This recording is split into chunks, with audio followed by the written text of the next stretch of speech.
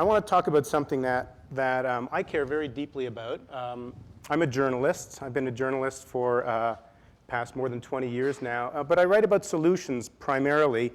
And if you think about the world that you get from the media, it doesn't look very much like the vision of reality that we get sitting inside this room. It looks more like this.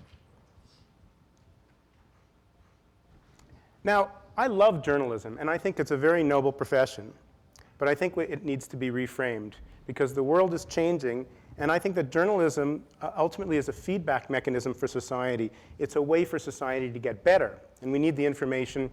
We need information from journalists to help us understand what's going wrong, but also how those problems are being solved. And actually, we're only doing one half of that very well. Now, there's a really noble tradition called muckraking in journalism. It dates back to the end of the 19th century, the early 20th century. The word muckraking came from Teddy Roosevelt. It wasn't a compliment at the time, but it referred to the public-spirited journalists at the beginning of the 20th century who were, at the time that the United States was moving from being an agrarian society to an urban industrialized society, there was this enormous social upheaval, and people were moving to cities. And there were all these terrible social problems. And so these are classic examples of muckraking. Upton Sinclair exposing the hazardous conditions and the terrible working conditions inside meat processing factories. Jacob Riis exploring the terrible living conditions in the tenements of New York. Ida Tarbell, who exposed the corruption and also the terrible working conditions in and the monopoly power of the Standard Oil Company. This journalism led to major changes in the 20th century. It was very, very powerful. The reason why we have the FDA today, the reason why we have housing laws, housing codes, the reason why we have antitrust laws, it really grows out of these very courageous journalists who were willing to look at these problems and go very deep and shine a spotlight on them. So we have them to thank. And today, one of the most exciting news organizations that has come up is ProPublica, which is reinvigorating investigative journalism. It's the first digital news organization to win the Pulitzer Prize. Now, if you look at their mission statement, you'll see how does you almost see journalism's theory of change written in that mission statement, which is to say we spur reform through a sustained spotlighting of wrongdoing. Okay, now, if we think of journalism as a kind of feedback mechanism for society, let's think of this kind of feedback. Now imagine you're a parent and you want to give feedback to your child, because we all want our children to grow up and be happy, productive, confident people. Let's say you spotlighted their wrongdoing at breakfast every single morning, right? You would be a pretty horrible parent, right? You would produce a very unhappy and probably not a very productive or confident or competent person. If you were a manager and you did this in a business environment, you would be a terrible manager. Actually, negative feedback done poorly is probably the worst thing that a manager can do. Okay? So then we think that this is, in some sense, the main way that journalists communicate with society on a daily basis. So let me give you an example. This is from the New York Times. I write a column in the New York Times, which I'm going to explain later on. And this is a story that won the Pulitzer Prize in 2002. And it was an expose of the terrible conditions in state institutions for the mentally ill in New York State. And then just last year, there was a follow-up to this where they looked at the state institutions for the developmentally disabled. And what they found is chronic abuse and neglect, poor accountability, no consequences. Now these are fantastic examples of investigative journalism, and they're very important. This last article just spurred a report that the governor of New York, Andrew Cuomo, commissioned. Actually, it was just leaked to the New York Times today on the front page of the New York Times. And the report says that for every 100 beds, there are 120 complaints of abuse in these state institutions. There's poor accountability. There's poor supervision. There's poor standards and all this stuff. They basically say that system reform is needed. Okay, so if you look at this and you say, well, what's missing from this communication? What do we really need to solve these problems now that we know about them? Clearly, the first half, it's like if you go to a doctor, the first half is like finding out what's wrong, right? The doctor tells you this is the illness, and then the second half is like, okay, well, what do I do about it? How do I solve this problem? And in some sense, That's where the journalist kind of stops and says, well, my job is done. I've informed society about the problem. The powers that be, the pressure, public pressure, will lead these institutions to solve their problems. But here's another question. What if these institutions don't know how to solve the problems?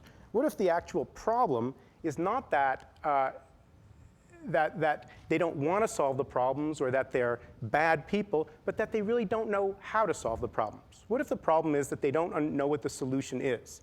And I would say that a lot of social problems come from good people who don't really know how to solve those problems, but somebody else does. And it would be the job of the journalist to explore these solutions and spread them. Now, this is a very interesting quote. It's from James Fallows, the national editor of The Atlantic. And this is a very accurate observation. Journalists shrink from considering solutions. It's considered sort of professionally dangerous to talk about solutions because there's a fear that you'll be considered an advocate, that you'll be doing what people used to tell me that I was doing when I started solutions journalism 20 years ago. They used to say you're doing the Mother Teresa beat. And that wasn't a compliment, by the way. It's soft. Okay, when we write about solutions, we sort of do it at Thanksgiving time when you're allowed to say some nice things about people. Good news. It tends to be very hero-oriented. You have a protagonist who's a very charismatic character. These are stories about the kindness of stranger. They're not really about the power of ideas. Okay? This is a statistic that comes from a survey done by the polling group Public Agenda. They asked the question, how many people agree with the statement that a journalist's job is to cover bad news? And close to 80% people said, yeah, that's the journalist's job. What if that wasn't the journalist's job? What if we reframe the journalist's job and saying the journalist's job is actually to put a spotlight on wrongdoing and put a spotlight on right doing as well? Because you need both pieces of information to solve the problem. Now that would be a reframing of the entire field of journalism if that would happen. But I think it has to happen right now, and actually there's a really good opportunity for that to happen.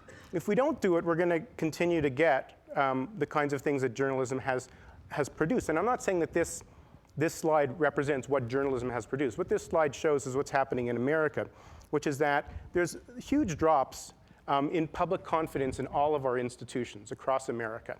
By the way, the drops would be dramatically more if we took this back to 1960. And do you believe, you'll notice that the only institution here, this slide is the military has done better. That's the only institution that we have more confidence in than we did in 1976. And if you look at the press, they've really taken a beating since 1976. Okay? Here's another statistic. In the last 40 years, in the United States, the number of people who believe that most people can be trusted. That's the question. It comes from the General Social Survey. Most people can be trusted. The percentage of people who say yes in 1960 was 56%, and the percentage of people who say yes today, or in the year 2000, was 36%, and it's actually lower today. Okay? So if you think about trust in a society, lots of scholars have looked at the role of trust, the role of relational trust in institutions. It's actually the most important quality for the success of any institution. Trust is vital for the health of a society. So what happens if you have a feedback mechanism, an information sort of scaffolding in the society that is eroding trust? Now, by the way, trust isn't just going down because of journalism. It's going down because we have much less equality in the country. And the people who are least trustful are the people who are at the bottom end of those problems. Okay? But the same point, if you have if you, on a systematic basis, point out wrongdoing, and that's kind of your bread and butter, and every once in a while on Sunday you point out a little bit of right doing, you are going to affect public trust very seriously. And ultimately we're living with those consequences. The polarization that we have now in the United States, the fact that people are not willing to sit side by side and problem solve, is a response to the fact that we don't know if we can trust each other, and the fact that we don't know if we have confidence in other people's intentions. So the information environment has become quite problematic. So what would work?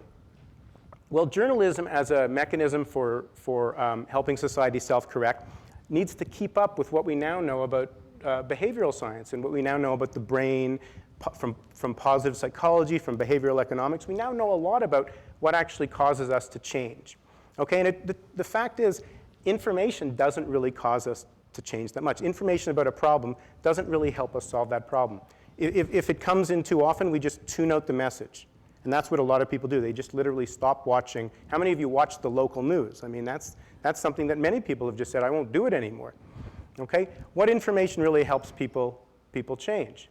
Well, there's a lot of research that shows that bright spots are really important. That comes from Chip and Dan Heath's book, that phrase called Switch. Examples of how problems are being solved. Very, very important. So you can envision possibilities. Another thing is specific pathways, breaking down those problems. How do you be more creative? Well, you have to reframe the status quo. You have to ask questions. You have to network. These very specific ideas that help you to solve problems. And then, of course, there's the emotional part of it, the unconscious motivation, which is aspirational. Most of us do things unconsciously because we aspire to be something. We don't solve a problem because we hate the problem so much. We solve it because we like how it's going to make us feel and how the world is going to be once we solve that problem. So we really need a vision of what those aspirational possibilities are, some things that make us, that get us excited. Okay? Now, by the way, we do this. We do this in business. If you look at business journalism, it's completely different. Business journalism, is all about what the future has to offer. It's all about, if you read the Harvard Business Review, every single issue is about how to solve your business problems. If you read the big magazines, it's pay attention to this new idea. Here's a new business model. Here's how to be innovative. Here's how Étages learned to write sales letters in prisons. That was kind of an interesting one. And when you think about that, why did the business press come out with this? Did they come out with it because they're more enlightened? No, it's because that's what business people want to do. They buy these magazines so they can be successful, so they can solve problems. A magazine called Fast Bankruptcy wouldn't sell. Nobody would buy it. Now, today, the world has really changed, and it's changing in a really dramatic way in terms of where the problem-solving knowledge is. It used to be 100 years ago that the things we needed to do is we needed to bring public pressure to bear to have new laws, new wage laws and worker protection laws and housing codes and things like that. Today's problems are much more complex. How do you teach inner city kids very effectively? That's a really, really hard problem. It takes extraordinary talent and ability. Who is solving that problem? How do you deal with these issues in these homes for people with disabilities? How do you create a climate where people are kinder? This is not an easy problem. Microfinance, there's a slide there from the Grameen Bank. I wrote a book on the Grameen Bank. How do you bank with the poorest people in the world so that the loans get repaid and it really turns out to be an empowering thing? These are not things that you can just pass a law. You can't just mount public pressure and the problems will be solved. You need innovators all around the world trying to solve these problems. And then you need systems to identify the great solutions and then amplify those solutions. Get them into public policy, make sure they get the right funding that they need. And all of this requires journalism to cover it. You need journalists to be scouting far and wide for these great ideas. Just the way baseball scouts scout for great players and Hollywood scouts scout for great writers and great actors. We need to be scouting actively for the great solutions. Now that's a role that journalists can play and should play, I think. Now, it's something that I think that can save journalism. Because today, people in the field of journalism are really scared about the field. The business model has collapsed with digital, but everybody has focused on the changing distribution channels of news. It's gone from print to the internet. But people have forgotten that the product and the audience, their needs have also changed. And what does a new news product look like? Now, today's young people who are launching many of these organizations around the world that are solving problems are considered the most civically active generation in 4 generations. These are people, when I speak at college campuses to young people, and I call them up and I say, well, what do you want me to talk about? They always say, please don't try to inspire us. Don't give us a commencement speech and tell us the future is ours. We already know that. We're totally committed. We're going to change the world. But we want to know how. We want to know what are the models that we need to focus on. Who are the problem solvers out there? Who are the people who should be mentoring us? How should we be thinking about strategy and very specific things? We want to hear stories about people who are solving these problems so that we can learn from them. These people are the people who are going to save the news business if the news business actually starts speaking their language. The average readership for many newspapers in the United States is 50. Average age of the reader of many newspapers is 50. These publications drastically need to appeal to younger readers. So in order to do that, they need to be putting out information that younger people want to buy. And these are people who want information that will help them to be powerful agents of change in a changing world.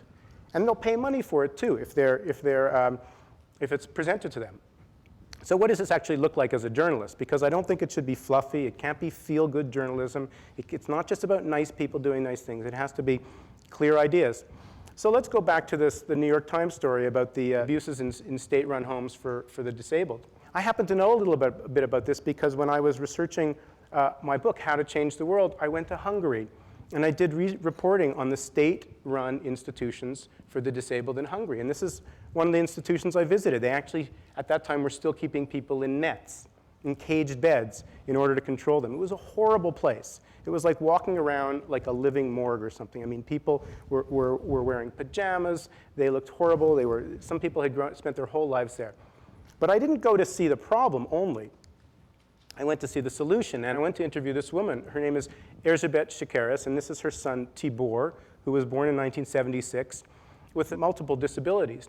She didn't want him to have to grow up or later on in his adult life live in a group home that was like the one that you just saw there. She had a vision of building something very different, and she had a mother's love. So what she did was she spent 17 years, and she fought to build a new kind of institution, and it has spread, new kinds of group homes. So this is an example of the group home. People in this group home, everybody is working. If you walk in there, the lights are bright, the doors are not locked. You can't really tell the difference between the helpers, the attendants, and the residents. People have jobs that they enjoy doing, and they earn real money for the jobs. When I went one time, I visited the discotheque on a Friday night, and I was remarking at it. It just was like the music was too loud, and it was Hungary, and it was too smoky. I couldn't stand it. But other than that, people were dancing with each other. Helpers, which are the name that they have for attendants, were dancing with the residents. People from the village, from the community, came in and also came to the discotheque. And I went back and I said, how did you create this culture? This is not like the group homes for disabled people in New York State or in many other places. She said, of course, it's all about the people. I said, what's the solution? She says, well, the first thing we do is we really are very careful about how we hire people. I said, well, what do you look for? She says, we have 3 qualities. The first one is empathy. The second one is a good sense of humor, because if you don't have a good sense of humor, you'll go crazy in this environment. And the third one is what she called a strong inner core, which is to say somebody who doesn't feel intimidated or in some ways brought down by their attachment or their work with disabled people. Because a lot of people actually feel like disabled people are kind of infectious, that they somehow will bring you down. And she says, so we interview people along these things. We also make sure that people can apologize to a disabled person if they say something that hurts their feelings. That's something a lot of people have trouble with. And she says, but the way we institutionalize that is everybody's hired on a 3-month probationary basis. And then the community, the residents themselves, decide after 3 months if we want to keep this person. And the community is very good at knowing, they're very good at recognizing when a person likes to wield power over them. They have very good instincts. And so you've created this mechanism. So this is one possible solution that a journalist, in writing about the problems of group homes, could say, hey, here's a potential approach that's worked in Hungary. It's worked in other places too. So if we reframe stories, we can see headlines like this, or like this. These are actually stories that I wrote for my column called Fixes in the New York Times, where I went and I found organizations that are really systematically dealing with problems of homelessness and really improving the foster care systems so that you can balance the negative coverage and sort of interweave the problem and the solution together and have a feedback mechanism that really creates a dialogue about how we can actually move forward on these problems. So finally, journalists, just to conclude, have decided early on in their history that the biggest problem was that we had to expose secrets.